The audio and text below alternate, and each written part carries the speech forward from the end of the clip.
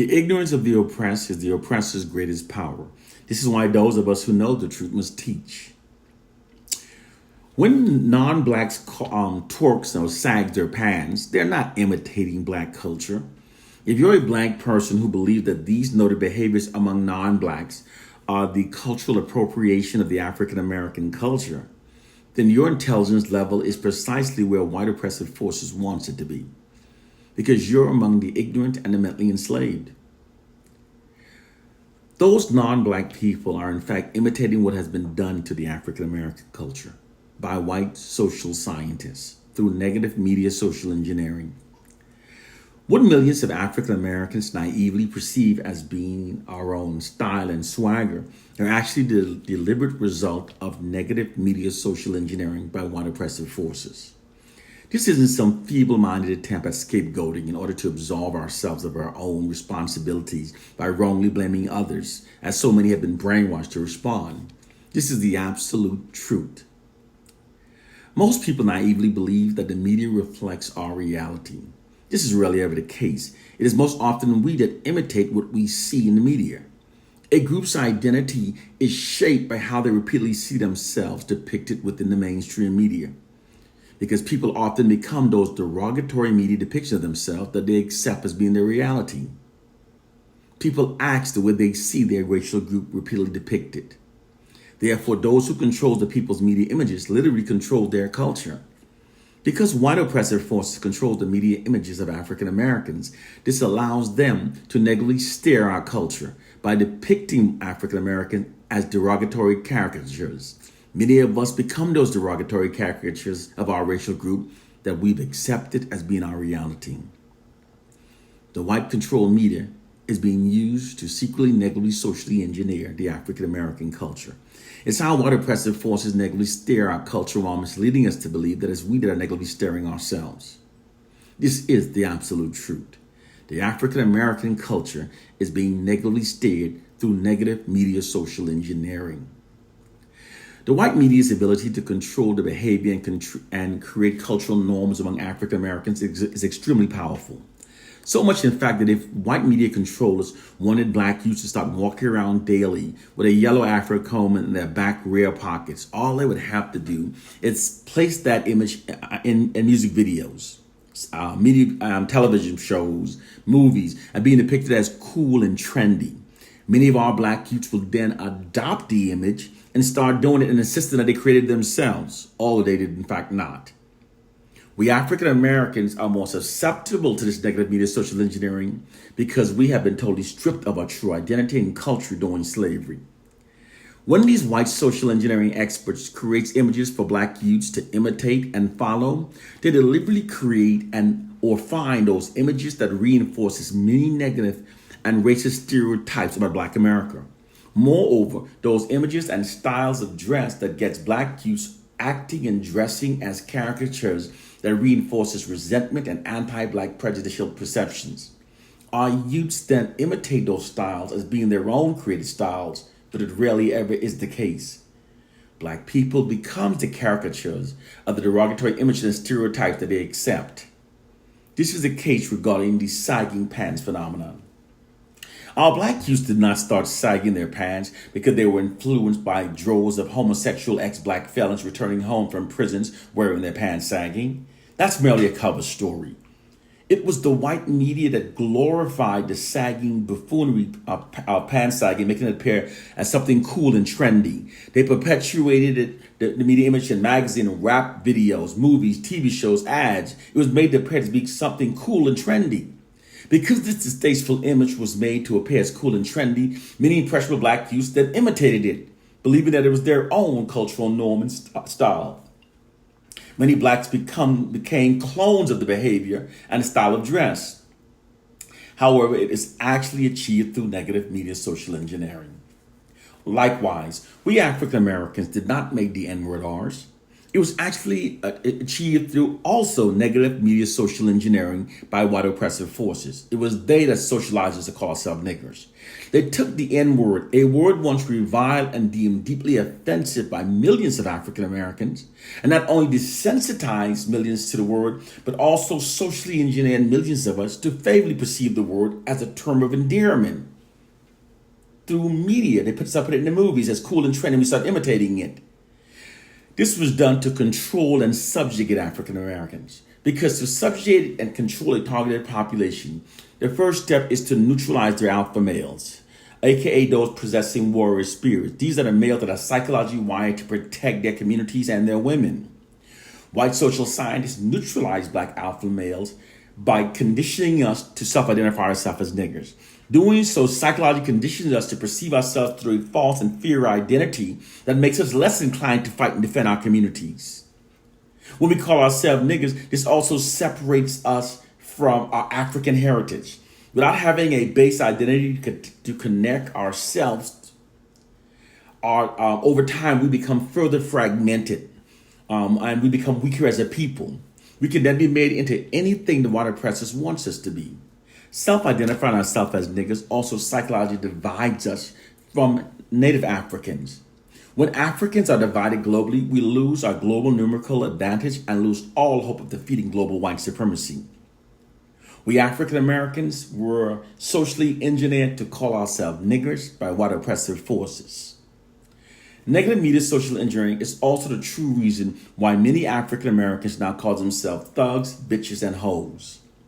Words have power over our subconscious minds. Words affect us. We function based upon the words we repeatedly call ourselves. Words directly shape our beliefs, and our beliefs become our biology. This is why men who call themselves thugs are more likely to engage in a fight than to avoid one. It's also why women who repeatedly call themselves bitches often become stubbornly unreasonable. We call ourselves by these negative words because our enemies controls our media images, and this allows them to negatively steer our culture. It's a psychological phenomenon that white social science have thoroughly researched and have weaponized it against the African American population. It's time we start waking up to our reality. Words have power over the subconscious mind. They put a spell over our subconscious minds.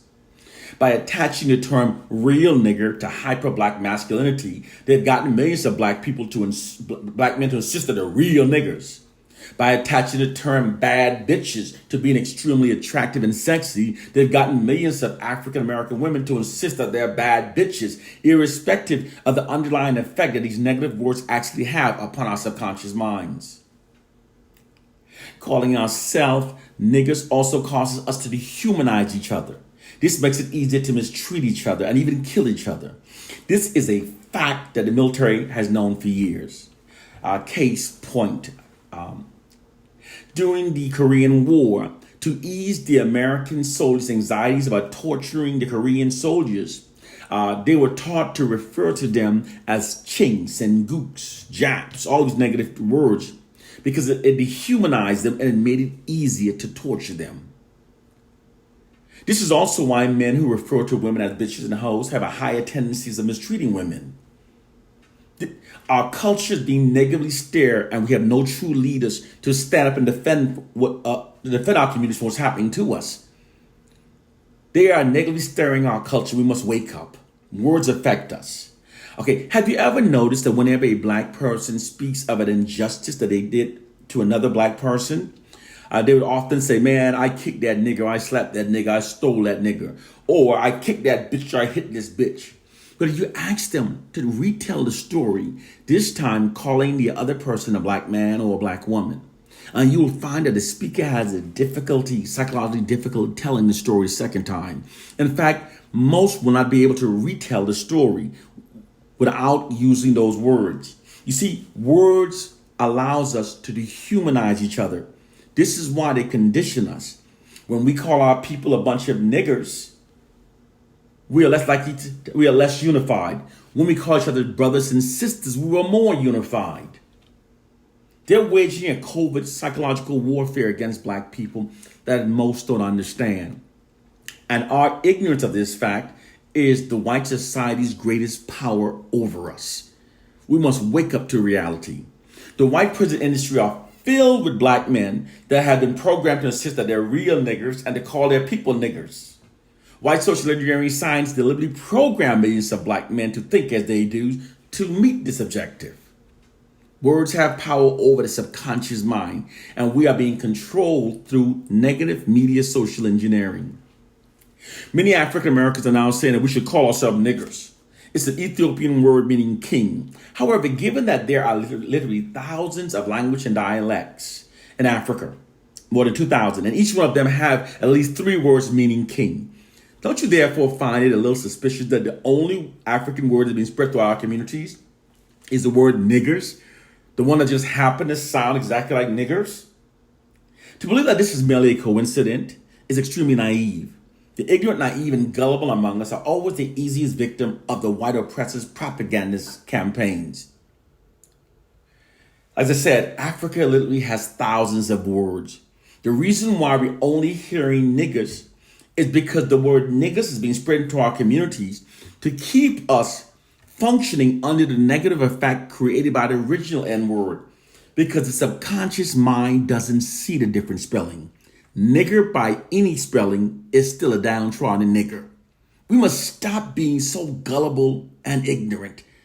The subconscious mind does not see the different spelling.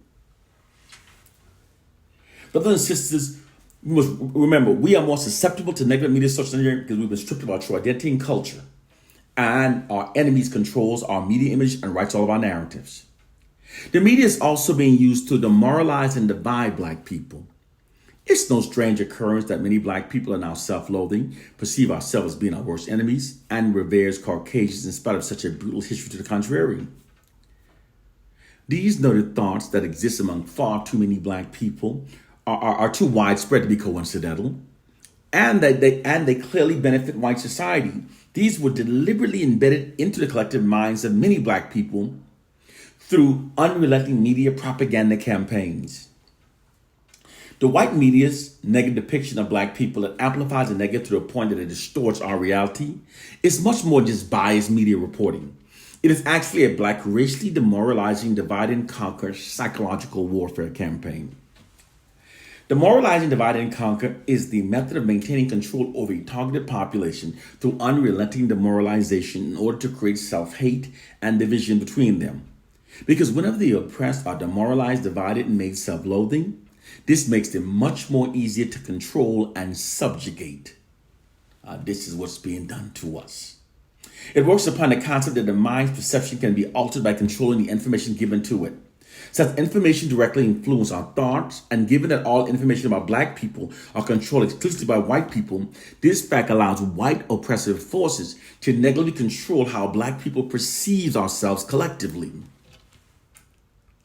This media manipulation system is deployed like a massive media marketing campaign that constantly subjects black people to receiving only the fraudulent and worst information about ourselves. Within this system, fraudulent, black, racially demoralizing propaganda is being pumped unrelentingly into the unsuspecting minds of the black population without being challenged nor counterbalanced by an equal amount of black positive, racially affirming information. People are easily controlled by the information that they repetitively receive about themselves.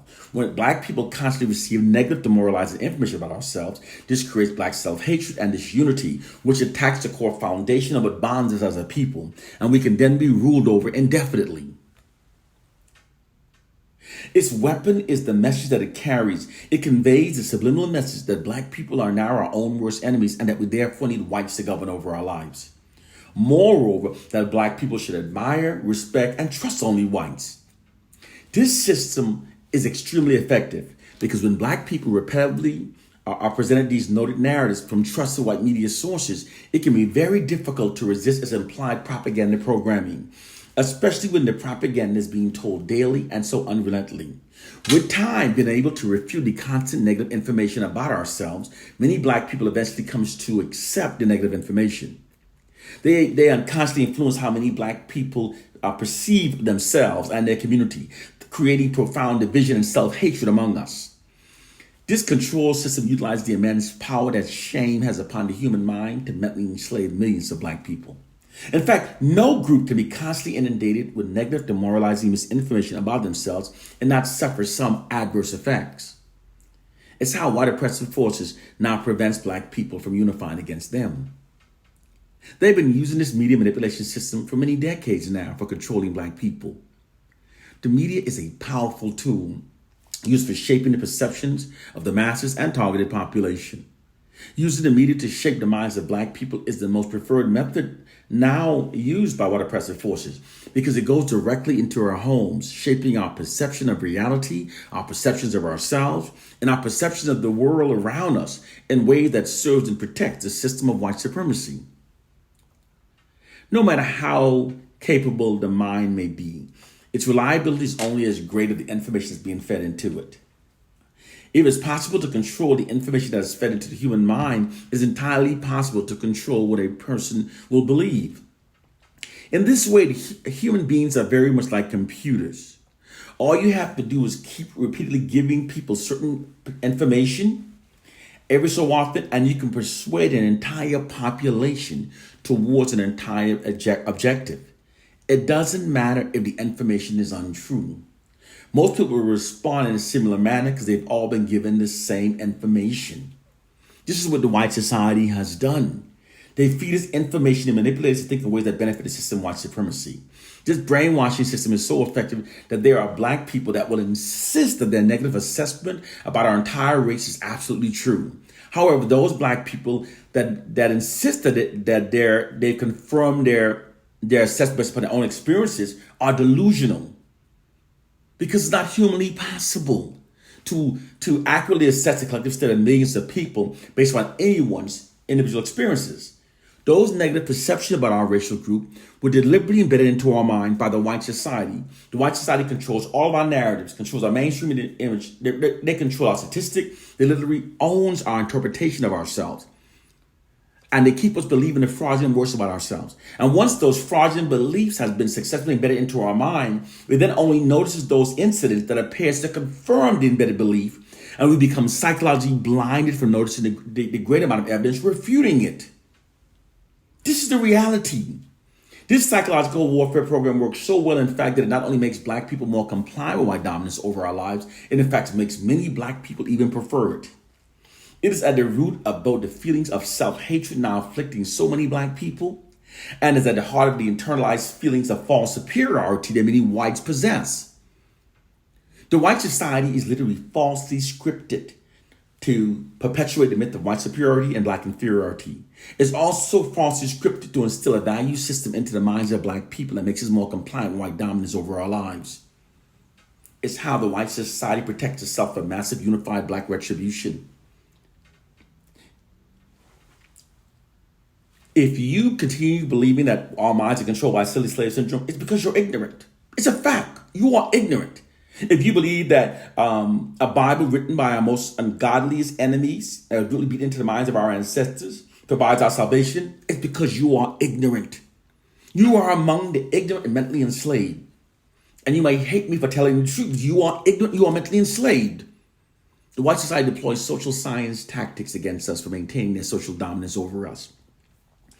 The system that they're currently using now was developed in 1968 in the face of the unprecedented black protests demonstrated in the 1960s. They're deploying psychological warfare against us. We must recognize the reality of our plight. So we no longer have true leaders anymore because they killed our true leaders, replaced them with puppets. And these puppets don't address anything that's real, anything that leads towards black liberation. It's time to wake up to our reality. One love and peace.